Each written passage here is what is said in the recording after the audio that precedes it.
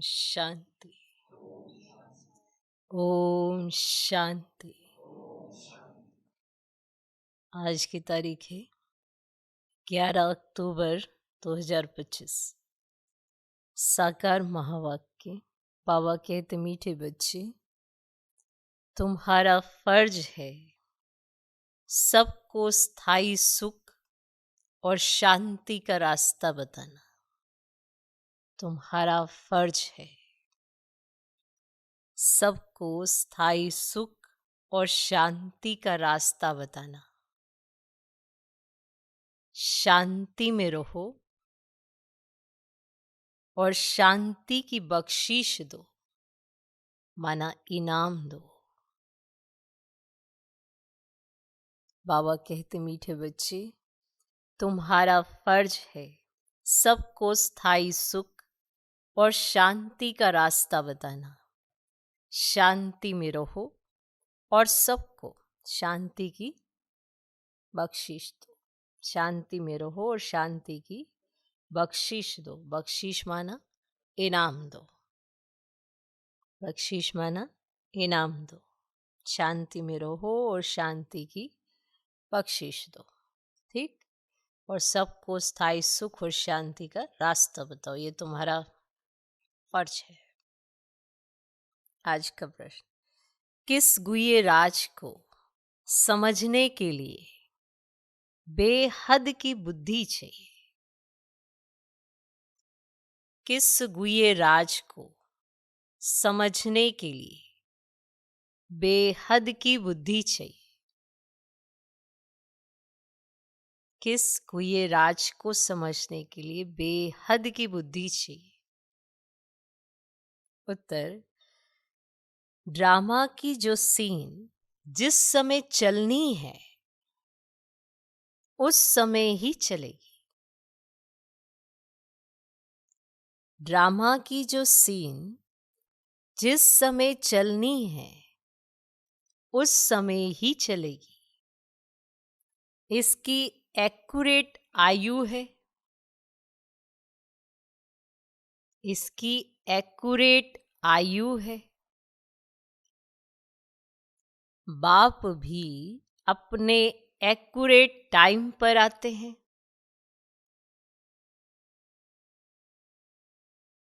बाप भी अपने एक्यूरेट टाइम पर आते हैं। इसमें 1 सेकंड का भी फर्क नहीं पड़ सकता है।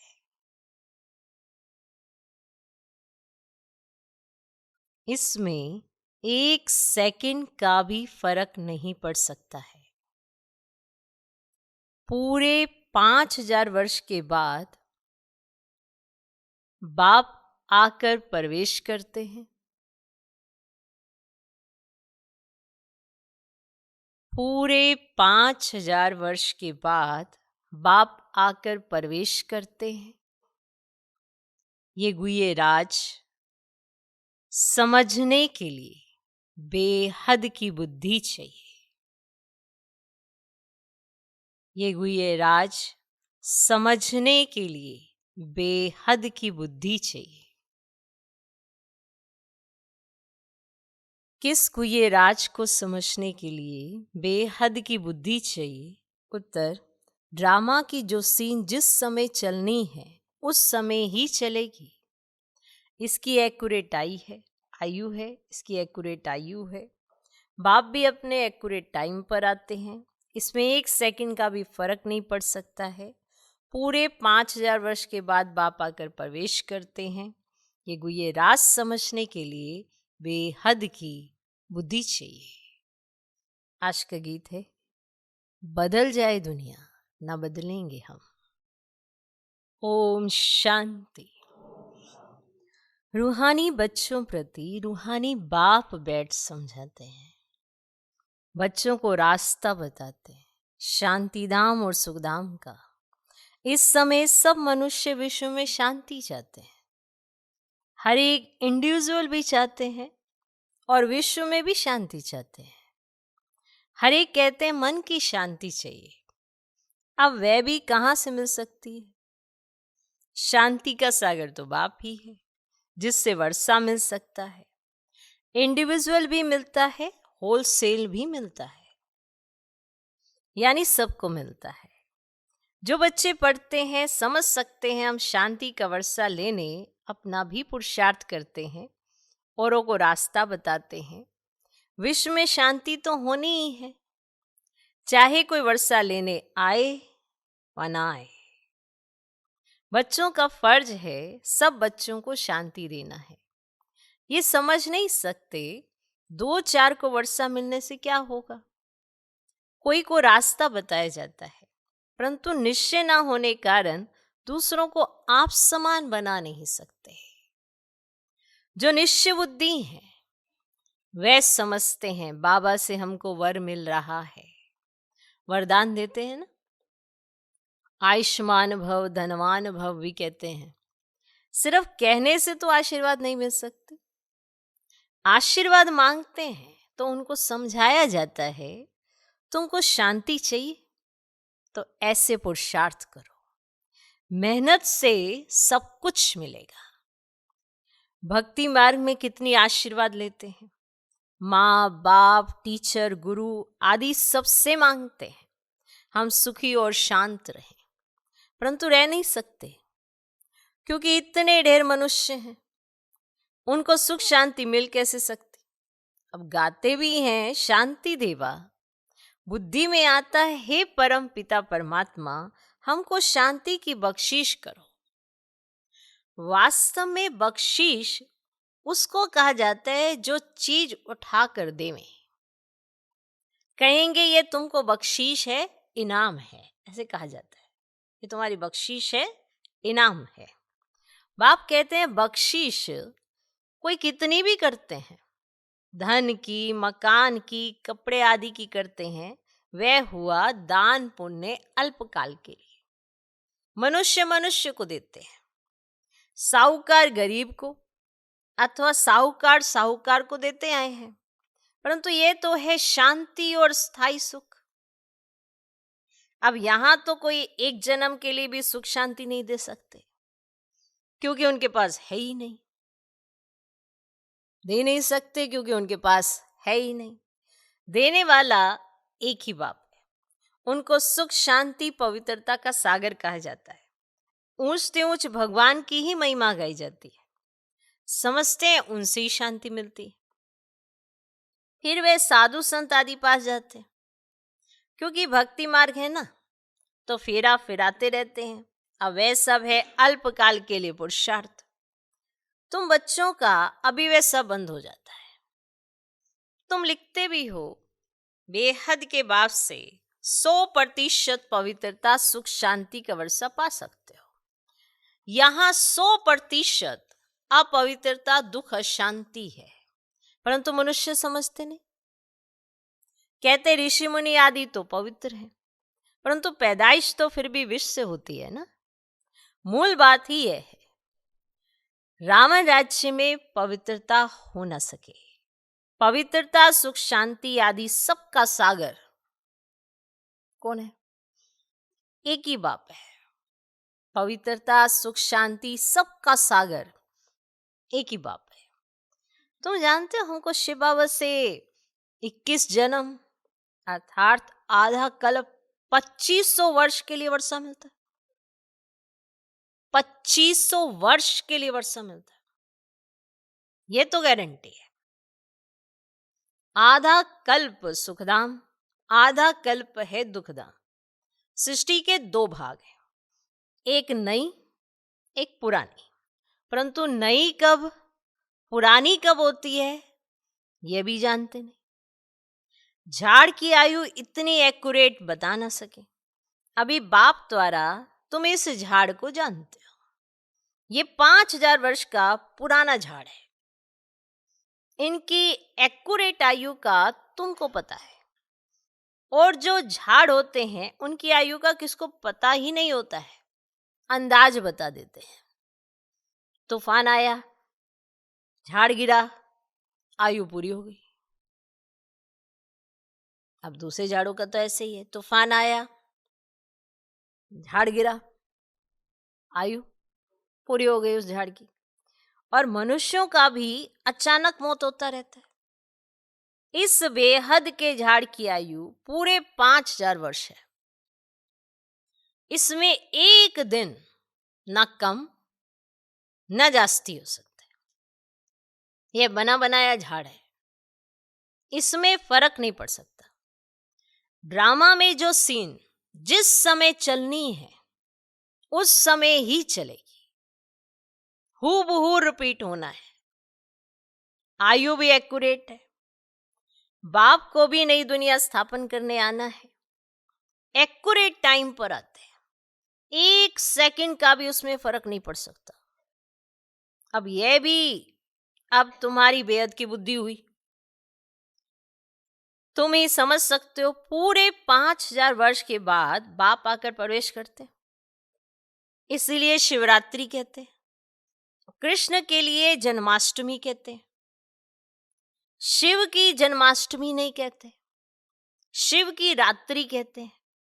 क्योंकि अगर जन्म हो तो फिर मौत भी हो। मनुष्यों का जन्मदिन कहेंगे, शिव के लिए हमेशा शिवरात्रि कहते हैं। दुनिया में इन बातों का कुछ भी पता नहीं। तुम समझते हो शिवरात्रि क्यों कहते हैं, जन्माष्टमी क्यों नहीं कहते? उनका जन्म दिव्य अलौकिक है, जो और कोई का हो ही नहीं सकता। अब ये कोई जानते ही नहीं शिव बाबा कब कैसे आते हैं, शिवरात्रि का अर्थ क्या है, तुम ही जानते हो। अब यह है बेहद की रात। भक्ति की रात पूरी हो दिन होता है, ब्रह्मा की रात और दिन तो फिर ब्राह्मणों का भी हुआ। एक ब्रह्मा का खेल थोड़ी ही चलता है। अब तुम जानते हो, अब दिन शुरू होता है। पढ़ते पढ़ते जाए अपने घर पहुंचेंगे, फिर दिन में आएंगे। आधा कल्प दिन और आधा कल्प रात गाई जाती है, परंतु किसकी भी बुद्धि में नहीं आता।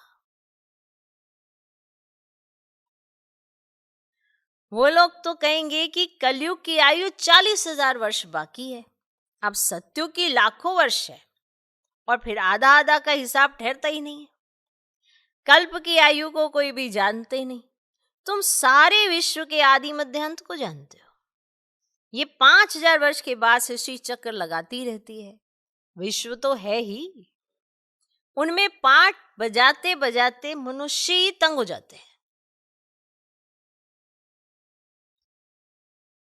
ये क्या आवागमन है, तंग हो जाते हैं तो ऐसे कहते हैं ये क्या आवागमन है।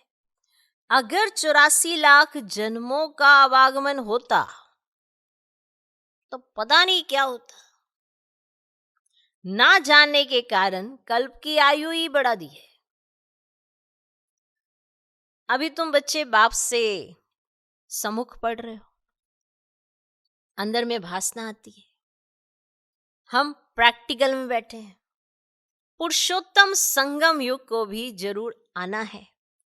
कब आता है, कैसे आता है, ये कोई भी नहीं जानते। तुम बच्चे जानते हो तो कितना गदगद होना चाहिए। जानते हो तो कितना गदगद होना चाहिए। तुम ही कल्प कल्प आपसे वर्षा लेते हो, अर्थात माया पर जीत पाते हो, फिर हारते हो। अब ये है बेहद की हार और जीत। उन राजाओं की तो बहुत ही हार जीत होती रहती है, अनेक लड़ाइयां लगती रहती हैं। छोटी सी लड़ाई लगती है तो कह देते अब हमने जीता। क्या जीता, क्या जीता? थोड़े से टुकड़े को जीता। बड़ी लड़ाई में हारते हैं तो फिर झंडा गिरा देते हैं। पहले पहले तो एक राजा होता है, फिर और वृद्धि होते जाते हैं। पहले पहले इन लक्ष्मी नारायण का राज्य था, फिर और राजाएं आने शुरू हुए, जैसे पोप का दिखाते हैं। पहले एक था, फिर नंबरवार और पोप भी बैठते गए। किसकी मृत्यु का तो ठिकाना ही नहीं है, ठिकाना ही नहीं है ना। तुम बच्चे जानते हो हमको बाबा अमर बना रहे हैं। अमरपुरी का मालिक बना रहे हैं। कितनी खुशी होनी चाहिए। अब यह है मृत्युलोक और वह है अमरलोक। अब इन बातों को नया तो कोई समझ ही ना सके, उनको मजा ही नहीं आएगा जितना पुरानों को आएगा। अब पुराने ये बात सुनेंगे तो बड़ी खुशी होगी, और नया कोई सुनेगा तो उसे समझ भी नहीं आएगा, इतनी खुशी भी नहीं होगी। दिन प्रतिदिन वृद्धि को पाते रहते हैं, निश्चय पक्का हो जाता है। इसमें सहनशीलता भी बहुत होनी चाहिए। अब यह तो आसुरी दुनिया है, दुख देने में देरी नहीं करते। तुम्हारी आत्मा कहती है हम अभी बाबा की श्रीमत पर चल रहे हैं, हम संगम युग पर, बाकी सब कलयुग में, हम अभी पुरुषोत्तम बन रहे हैं।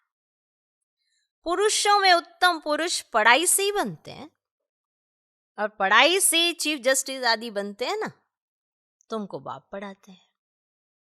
इस पढ़ाई से अपने पुरुषार्थ अनुसार पद पाते हो। अब जितना जो पढ़ेंगे उतना ग्रेड मिलेगी। इसमें राजाई की ग्रेड है, नंबरों की नहीं, राजाई की ग्रेड है। वैसे उस पढ़ाई में राजाई की ग्रेड नहीं होती है। तुम जानते हो हम राजाओं का राजा बन रहे, जानते? तो अंदर में कितनी खुशी होनी चाहिए। हम डबल सिरताज बहुत ऊंच बनते हैं। भगवान बाप हमको पढ़ाते हैं। कभी कोई समझ ना सके कि निराकार बाप कैसे आकर पढ़ाते हैं। मनुष्य पुकारते भी है कि हे पतित पावन आकर हमको पावन बनाओ, फिर भी पावन बनते नहीं। और बाप कहते हैं काम महाशत्रु है। तुम एक तरफ पुकारते हो कि पतित पावन आओ, अब मैं आया हूं कहता हूं बच्चे पतित पना छोड़ दो, तो तुम छोड़ते क्यों नहीं? ऐसे थोड़ी बाप तुमको पावन बनाए और तुम पतित बनते रहो। ढेर ऐसे पतित बनते हैं, कोई सत्य बताते हैं, बाबा ये भूल हो गई। बाबा कहते कोई भी पाप कर्म हो जाए तो फौरन बताओ। कोई सच कोई झूठ बोलते हैं, कौन पूछते हैं? मैं थोड़ी एक एक के अंदर को बैठ जानूंगा, ये तो हो ना सके। मैं आता ही हूं सिर्फ राय देने, ऐसे करो, सिर्फ राय देने। पावन नहीं बनेंगे तो तुम्हारा ही नुकसान है। मेहनत कर पावन से फिर पतित बन जाएंगे तो की कमाई चट हो जाएगी, लज्जा आएगी। हम खुद ही पतित बन पड़े हैं, फिर दूसरों को कैसे कहेंगे कि पावन बनो? अंदर अंदर खाएगा कि हमने कितना फरमान का उल्लंघन किया। अब यहां तुम बाप से डायरेक्ट प्रतिज्ञा करते हो, जानते हो बाबा हमको सुखधाम शांतिधाम का मालिक बना रहे हैं, हाजिर नाजिर है, हम उनके सम्मुख बैठे। इनमें पहले ये नॉलेज थोड़ी ही थी, ना कोई गुरु ही था जिसने नॉलेज दी। अगर गुरु होता तो सिर्फ एक को ज्ञान देंगे क्या? गुरुओं के फॉलोअर्स तो बहुत होते हैं ना, एक थोड़ी होगा। तो ये समझने की बातें है ना। अब सतगुरु है ही एक, वह हमको रास्ता बताते हैं, हम फिर दूसरों को बताते हैं। तुम सबको कहते हो बाप को याद करो, बस बस ये करो। ऊंचते ऊंच बाप को याद करने से ही ऊंच पद मिलेगा। तुम राजाओं के राजा बनते हो, तुम्हारे पास अनगिनत धन होगा, तुम अपनी झोली भरते हो ना। तुम जानते हो बाबा हमारी झोली खूब भर रहे हैं।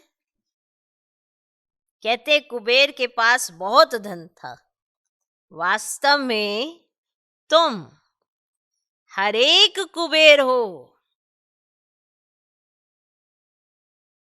तुमको बैकुंठ रूपी खजाना मिल जाता है। खुदा दोस्त की भी कहानी है ना, उनको जो पहले मिलता था उसको एक दिन के लिए बादशाही देते थे। तो ये सब दृष्टांत है। अल्लाह माना बाप और वह अव्वल दिन रचता है, फिर साक्षात्कार हो जाता है। तुम जानते हो बरोबर हम योग बल से विश्व की बादशाही लेते हैं। अच्छा, मीठे मीठे सिकिलधे बच्चों प्रति माता पिता बाप दादा का याद प्यार और गुड मॉर्निंग। रूहानी बाप की रूहानी बच्चों को नमस्ते। हम रूहानी बच्चों की भी रूहानी बाप को नमस्ते नमस्ते नमस्ते। Good morning good morning good morning. धारणा के लिए मुख्य सर पहला पॉइंट, इस आसुरी दुनिया में बहुत बहुत सहनशील बनकर रहना है। इस आसुरी दुनिया में बहुत बहुत सहनशील बनकर रहना है।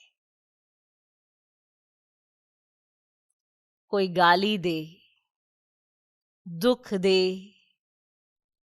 तो भी सहन करना है। कोई गाली दे, दुख दे, तो भी सहन करना है। बाप की श्रीमत कभी नहीं छोड़नी है। बाप की श्रीमत कभी नहीं छोड़नी है। इस आसुरी दुनिया में बहुत बहुत सहनशील बनकर रहना है। कोई गाली दे, दुख दे, तो भी सहन करना है। बाप की श्रीमत कभी नहीं छोड़नी है। दूसरा पॉइंट, डायरेक्ट बाप ने पावन बनने का फरमान किया है, इसलिए कभी भी पतित नहीं बनना है। डायरेक्ट बाप ने पावन बनने का फरमान किया है, इसलिए कभी भी पतित नहीं बनना है। कभी कोई पाप हो तो छिपाना नहीं है। कभी कोई पाप हो तो छिपाना नहीं है।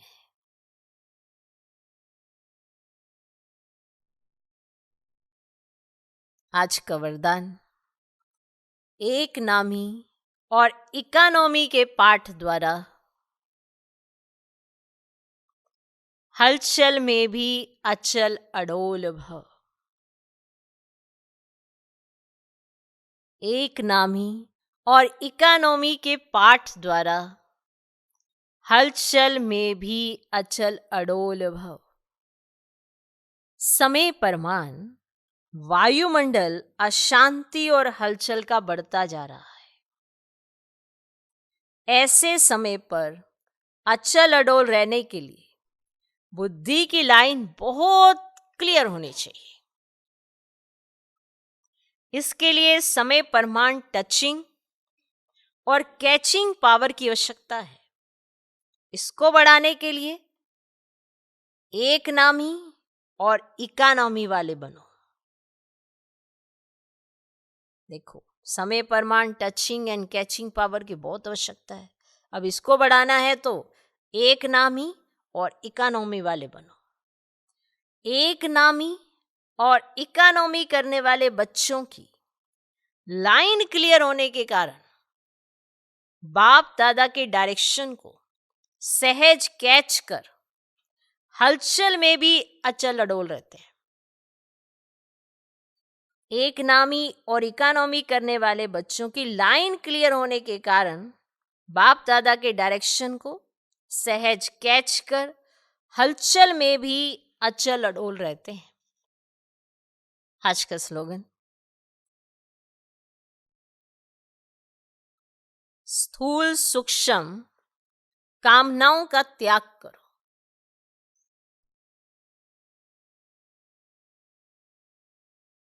तब किसी भी बात का सामना कर सकेंगे। स्थूल सूक्ष्म कामनाओं का त्याग करो,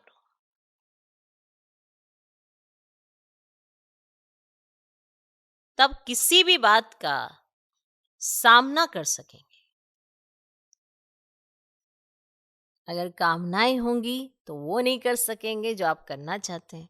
तो चाहे स्थूल हो चाहे सूक्ष्म, कोई भी कामनाएं नहीं रखनी है, उसका त्याग कर दो। तो कोई भी बात आएगी उसका सामना कर सकेंगे, माना उसको हैंडल कर सकेंगे। कोई भी परिस्थिति होगी उसको चलोडोल अवस्था से क्रॉस कर सकेंगे, सामना कर सकेंगे। अव्यक्त इशारे, स्वयं और सर्व के प्रति मनसा द्वारा योग की शक्तियों का प्रयोग करो। अभी मनसा की क्वालिटी को बढ़ाओ तो क्वालिटी वाली आत्माएं समीप आएंगी। इसमें डबल सेवा है, स्व की भी और दूसरों की भी। स्व के लिए अलग मेहनत नहीं करनी पड़ेगी, प्रारब्ध प्राप्त है, ऐसी स्थिति अनुभव होगी। इस समय की श्रेष्ठ प्रारब्ध है सदा स्वयं सर्व प्राप्तियों से संपन्न रहना और संपन्न बनाना। इस समय की श्रेष्ठ प्रारब्ध है, इस समय ये प्रारब्ध प्राप्त है कि सदा स्वयं सर्व प्राप्तियों से संपन्न रहना और संपन्न बनाना। ओम शांति।